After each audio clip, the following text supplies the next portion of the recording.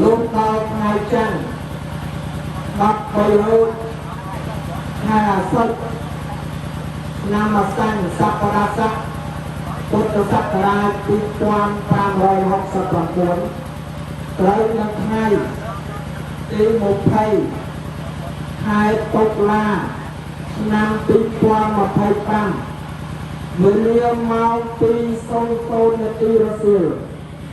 ក្នុងជនមានអាយុ69ឆ្នាំក៏ស្រាប់តែបាច់មច្ចុរាជអប្រិយមកប្រឡ័យកាត់ផ្ដាច់អាយុជីវិតសង្ខារឧបាសិកាកងសេនដែលបងប្អូនពីចៅញាតិមិត្តនឹកទឹកស្មានមិនដល់មច្ចុរាជអំណាចខុសឃើញអ្នកមកយកអាយុជីវិតឧបាសិកាទៅત્યાંជំនុំសិក្សាលោហិតញាតិមិត្តយ៉ាងព្រៃផ្សៃបំផុតសូមបីតែយើងស្រែកអង្គវកយ៉ាងណាក៏ដោយក៏មិនយកយល់ដល់បន្តិចណាសោះឡើយអ្នកមកផ្ដាច់ផ្ដាល់រូបទន្ទ្រានទៀងចោប្រម៉ែប្រមូលដឹកនាំពួនយួរផាក់យកនៅជីវតន្ត្រីរបស់ឧបាសិកាកងសេនដែលជាមនុស្សល្អសប្បុរសលោតបត់ស្មោះត្រង់ប្រកបដោយគុណធម៌សិលធម៌សុជីវធម៌ជាភរិយាដ៏ឧត្តមជាម្ដាយដ៏ប្រសើរជាប្អូនដ៏ស្លូតជាបងគួរជាទីគោរពជាបរិយាមិត្តជាទីរាប់អានព្រមទាំងជាពុទ្ធសាសនិកដ៏ប្រពៃវិសេសវិសាលបំផុតយើងពុំអាចរកពីអ្វីមកស្រដីឲ្យចំរៀបរាប់ឲ្យបានប្រមាណឲ្យអស់អំពីសេចក្តីសោករន្ធត់អាឡោះអាឡៃសិតស៊ុលគូលអាក់កំពុងកំពេញរបស់បុត្រាបុត្រីប្រសាបង្កើត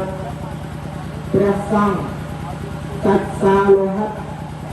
ញាតិមិត្តជិតឆ្ងាយនេះបានឡើយទាំងខ្ញុំប្រកាសណាប្រដេជប្រគុណគ្រប់ព្រះអង្គពុទ្ធបរិស័ទទាំងឡាយប្រសពតែត្រជាប់ត្រយងក្នុងចិត្តស្ថិតនៅក្នុងអំឡុងទុក្ខារម្មណ៍ពួននៅសេចក្តីនិយមសោកសង្រេងងន់ពុនប្រមាណការបាត់បង់ឧបាសិកាកងសេនគឺជាការបាត់បង់នៅម្ដាយបងប្អូនជីដូននិងមិត្តដ៏ឧត្តមព្រមទាំងជាការបាត់បង់នៅឧបាសិកាពុទ្ធសាសនុបត្ថម្ភមួយរូប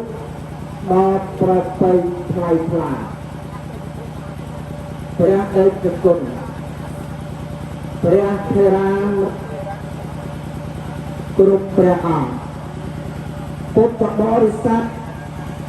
ញាតិមិត្តទាំងឡាយគ្រប់រូបចាប់ពីពេលវេលានាទីនេះទៅយើងទាំងអស់គ្នាលែងបានលើវាការមកពីរឿងឯមលហែមរបស់លោកទៀតហើយ លែងបានជួបមុខប្រសពភៈឧបាសិកាកងសេងទៀតហើយលែងបានប្រដីចត់សំណាស់សំណាលចាក់សួរសពតទៅអ្នកទៀតហើយនឹងជាការស្ដាយខ្លាំងជាងនេះទៅទៀតនោះគឺនៅពេលបន្តិចទៀតនេះព្រះអាគីនឹងឆាបឆេះលេបពួយប្របាក់បាច់បាក់រូបរាងកាយឧបាសិកាទៅទៀតឥឡូវនេះហើយ